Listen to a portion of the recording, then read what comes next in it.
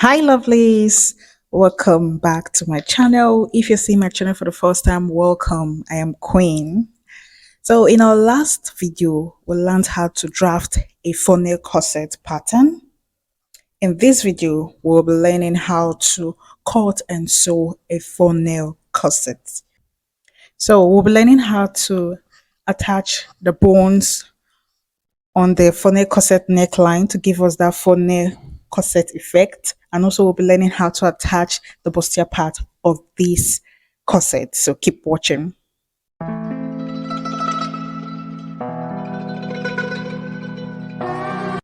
So I've gone ahead to attach my hairstay to my fabric. That is by ironing, of course.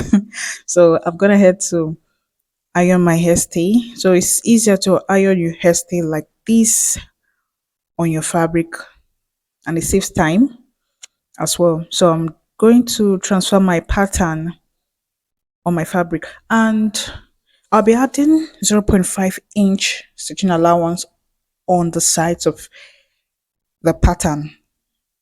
Okay, so I'm just going to secure this down with my pin because we're going to be cutting this. So I'll be using 0.5 inch as my stitching allowance at the sides, the top part of the corset, the pattern, then the lower part of the pattern. All right, so I'm just going to go ahead and cut this.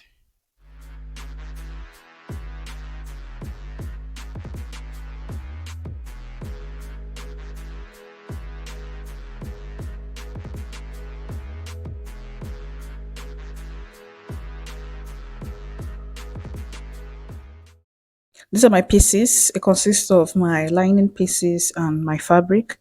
So I've gone ahead to cut for the back as well. You can see I have my lining pieces and my fabric. So I also have the bustier part of this corset. So I went ahead to cut my bustier the regular way. Okay, I know in the pattern drafting video, I showed you how to draft the bustier with a scallop neckline. So we'll be starting with our bustier. So I'm going to set my pieces aside. Please make sure you're working with your pattern pieces. It's going to help you in order to identify the right piece to work with. Okay. So I'm going to use the same fabric for my lining pieces. Just pay attention to what I'm doing here. And if you don't know how to sew a bustier, I'm going to leave a link in the description so that you can watch the video or you click on the link on the card above so that you can be able to go through that video before you come back to know how to attach this bustier. So I have my warden here. I'm going to double this warden. For this bustier part, I won't be caging it. I'll be using my warden. So I'm doubling the warden to give me extra thickness. This is because I'm working with a medium soft warden, a medium hard warden or thick warden. So I'm going ahead to attach it to my pieces so you can see I left 0.5 inch around it like this side so that I can be able to join this easily. I'm going to go ahead to secure this with a pin or with pins just round it. So you have to be careful with your pins because I don't know, for some weird reasons, I kept using the pin to hurt myself, but just be careful with your pins. So I'm going to go ahead and do the same thing for my fabric and also for my lining pieces as well. So you can see the curve on this side, so just take note. So after stitching, this is what I have. You can see how it is. I'm here to iron it. So I just turned it over. So this is how what I have. This is the inside. So this is it. So I'm going to use my tailor's ham to iron this cuff part. Please never iron your bustier straight. So just make sure you have your tailor's ham. So this is it after ironing. You can see it. I also have my lining pieces. Like I said, I'm using the same fabric. This is a satin fabric. So you can use crepe depending on what you want. Okay. So I'm going to join this part. So I'll be joining the top part of this fabrics and also at the sides too. So when I'm done, I will stitch with 0.5 inches, not more than that, 0.5 inches. Then I'll just, after securing this, I'll take it to my sewing machine and stitch it down, then show you what I have. So this is what I have. So I'm going to go ahead to notch this. It's very important you notch this. Notch it very well so that when you turn this over, it will come out nicely. So especially the center, notch very well. So I'm just going to notch all around it like this. Please, when notching, do not cut your thread. That is the thread there. Do not cut the stitch. So I'm just going to go ahead and turn this over like this. So with your tailor's ham, you're going to use it to iron this very well. As in iron it very, very well. Okay. This is what my bustier looks like. So I went ahead to join the lower part together. So you can choose to weave it instead if you want. So I just prepared this piece. So it's just to cover this part to give it extra uniqueness. So I just created two for each sides of the bustier. And this longer one is to pipe this part just to cover up the rough edges. But you can choose to skip this part and just weave it. Okay. So after joining, this is what I have. It's beautiful. Yes. So this is what the inside looks like. So now we're going to set our bustier aside. We're done with it for now. Now, these are the pieces for the front pattern. So I'm going to lay them down like this. That is why your pattern pieces should be your best friend at this moment. Because if they're not close to you, you might end up joining the wrong piece to another wrong piece. So you see the way I set them together like this. Now I'm going to join them the way I'm going to pin them the way I'm going to join them when stitching on my sewing machine. So I'm just going to join them like this and also join every single piece like this. Remember, I'm going to be stitching with 0.5 inch. All right. So make sure you take note of that. Do not stitch more than that or less than that. So I've gone ahead to join my front pieces. So to these front pieces, I'm also going to be joining my back pieces to it. This is what my front piece look like. It's now like one piece now. So I'm going to go ahead to do the same thing for my back pieces. So I'll set this aside. So these are my back pieces.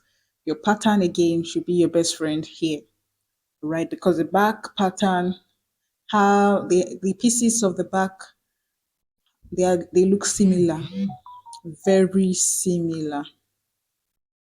So you want your pattern paper just to be by your side to cross check so that you won't end up losing your stitch. So I'm just going to go ahead and join this together.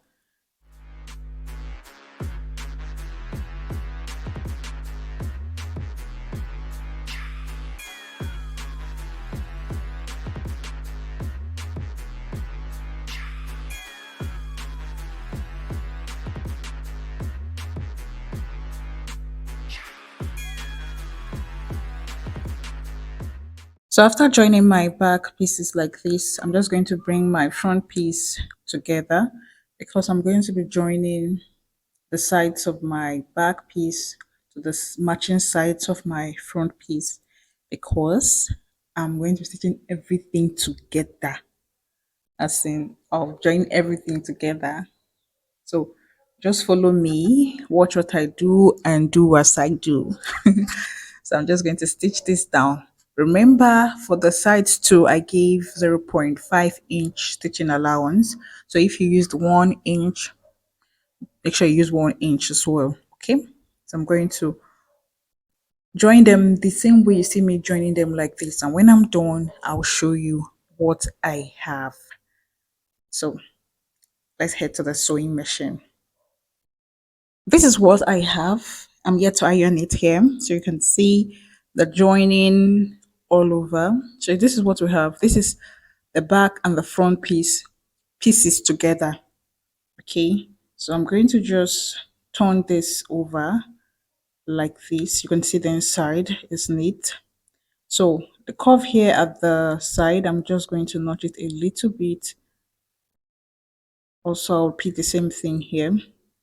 Now, at this point, if you're not careful, you'll be confused between the upper part of your top or the lower part. So this is my lining piece here. I've done the same thing here. So I'm going to notch. So if you take a closer look at the pieces here, you will see that the front part of it has that loose tip at the front. I don't know if that makes sense, but let's iron this and I'll explain. So after ironing, this is what I have. So at this part, you can see this part facing you here is the bonnet part of the corset. So these are the bone channels I'm going to be making use of. This is a shiny doll face. So I have 1.5 inch here. So I'm going to be explaining how to join your bones, right? So I'm using a sewable bone. So basically, I've gone ahead to iron these just to get the middle part. You can see what I have here. I went to iron it here all the way down. Okay. So I'm just going to place my bones in between like this. Okay. So when I have it like this, I'm just placing it on where I want to attach it to. Then I will stitch on it, making sure I'm pushing the bones to the end. Then I'll flip it like this and stitch. Let me explain again. Okay. So when you get your bone, you place it in between the bone channel or the fabric you're using for the bone channel. Then you stitch, holding your bone firmly. Then you flip it like this. Then you stitch again. Okay. When you do this, you will have a perfectly laid bone channel. So bear in mind that this is one of the methods of attaching your bone channels to your corset. There are other ways. This is what I have. Now my corset is looking funny. So I'll just go ahead and iron this with my steam iron. After ironing, this is what I have. All right. And this is my lining pieces as well. So you can choose to join your lining pieces to your fabric like this. That's right side facing each other. Then stitch at the center. That is the back, center back. But for me, I'm going to be doing this a different way. So I'm joining these two pieces, that is the corset fabric and the lining like this. Okay, I'm going to secure them with my pins, and this is what I have. So when you turn inside, you have this. Then when you turn outside, like the front, this is what you have. So I'm just going to stitch, stitch, then stitch just all around. After stitching, this is what I have. Okay, so I'm going to be adding this piece here. So on fold here, I have 2 inches. So when I open it up like this, I have 5 inches. So when I fold like this, I have 2 inches. All right. So I'm just creating this the way you will join your transparent corset. That's your lacing bar. So that's what I'm just doing here basically. Nothing different. So I'm placing the center back here at the center part of this fabric I have here. So I'm going to cover it here. But I'll be attaching my bones to this center back and I'll show you how to do it. So this is what I have. I'll open up my fabric like this, then place my center back at the center of that piece there. Then I will use my sewable bone because you need a sewable bone for this. I'll place it on top of the fabric and also my corset. So I'm just going to stitch like this at the edge of the bone. Okay, I'm going to stitch like this all the way to the lower part of this corset. So make sure you're not stitching on just the fabric alone. Okay, so this is what I have. I'm also going to repeat the same thing on the other side, then stitch down.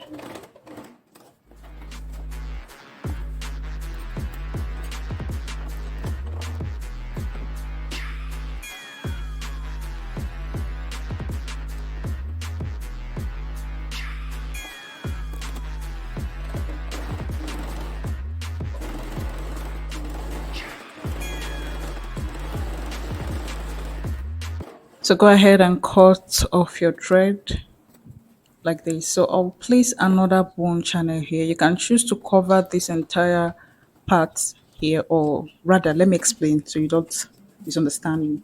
So I just gave 0.5 inch space between the two bones. So you can choose to lay 3 bones at this center back, okay, if you want, meaning that you're going to place them side by side, okay. All right, so I'm just going to repeat the same thing like I did for the first bone. Then I'll cover up the bones. So keep watching. And please, this process you have to pay attention, very close attention, so that you don't miss it. All right.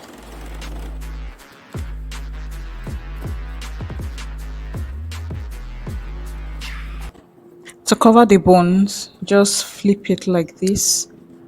So make sure you're covering the bone and make sure that you're stitching the other piece that is under this corset piece. I hope you understand what I'm trying to say. So make sure that you're joining them together. The one under the fabric, that's under the corset, and the one above the corset. Make sure you're joining them together while covering the bones. Okay. So after joining, is what I have. So I'm going to go ahead to run 2 stitches here, like you see here. Okay. At the right side of the bones, or the right side of the fabric rather. So now we're going to work at the top part, that is the neckline of the funnel corset. So I'm going to be using my bones. You need your bone to give it that structure. Okay, the bone is what is going to make it stand.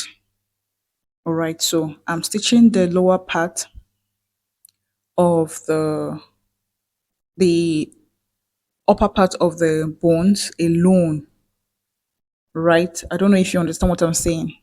I'm just stitching this top part you see me stitching down, and you can see how I am opening up the fabric as I stitch.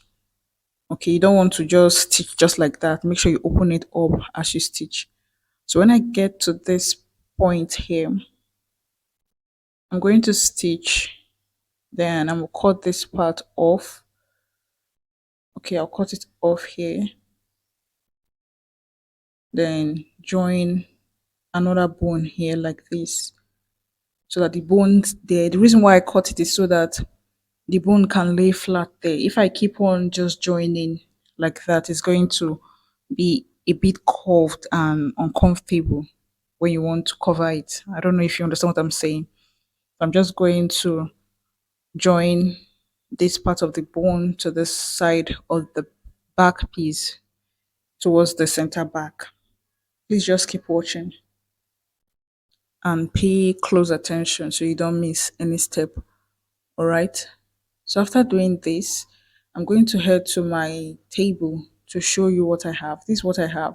So you want to structure your corset very well, like you see me doing here, just to get that pointed part. So now I'm going to use this fabric. It's about 1.5 inch wide and it's very long enough to cover the corset. So now we're trying to cover the bones at the neckline of the funnel corset. So please pay close attention, please. So I folded the end of my fabric like this. So I'm going to stitch from the wrong side of the corset, then I'll cover it up like this. Okay, so that's what I'm going to do. So let's head to the sewing machine. So I'll show you how to join it, then cover. Okay, so now I'll fold it like this, then place it like this. Okay, place it like this, then just run a stitch, straight stitch of 0.5 inch.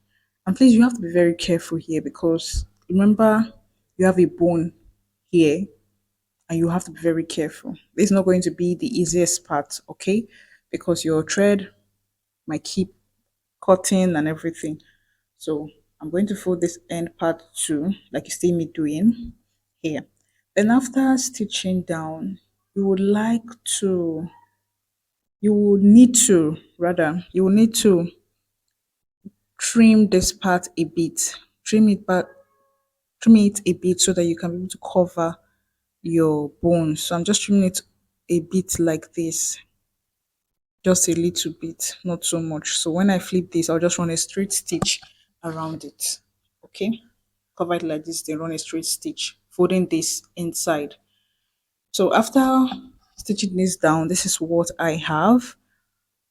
So this is our bustier part. So now we're going to cover the hemline of this corset too, just as we did for the neckline. We're going to do the same thing here. I have 1.5 inch wide here of fabric and it's long enough. So I'm just going to fold it like this, then stitch here from the wrong side and fold it to the front here, right? So if you measure what I have, it's just long enough with allowances for me. So I'm just going to go to my sewing machine and cover that part and show you what I have. So this is what I have. This corset is looking nice already. So the next thing we're going to do here is to fix our eyelet. Yes. So I've gone ahead to fix my eyelet. This is it. So now to attach our bustier, you have to be very intentional about this because you need to place your bustier in a way that is going to come out nicely like this. So just make sure you take your time here. Do not rush this process, this part, so that your corset will come out nice and balanced. Okay, so I'm just going to stitch this down. I'll tack it rather with my hand needle. Okay, so just tack it down all around. I'll tack the sides, tack the lower part here, and that will be it. So after attaching my bustier, this is what I have. This is what the inside looks like. And see that design at the bustier part. Beautiful. So I'll go ahead and lace this corset with this. Okay, I'm just getting a matching gold for this. And this is the finished product.